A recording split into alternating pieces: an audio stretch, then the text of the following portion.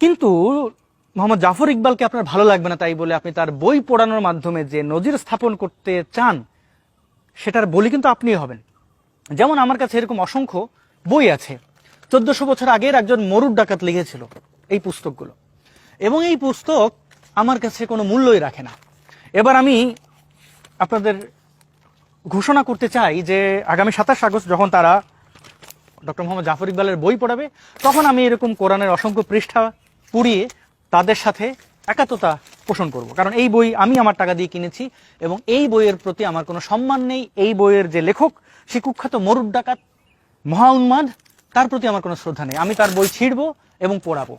দেখি আপনারা বই ছেঁড়া এবং পড়ানোর উদাহরণ যেটা তৈরি করেছেন সেটা আপনারা কতদূর বাস্তবায়ন করতে পারেন। আপনারা অন্যের দিকে ঢিল ছুড়বেন, সমাজে ঘৃণা ছড়াবেন এবং আশা করবেন আপনাদের সাথে এটা হবে না। এটা তো খুবই ভুল।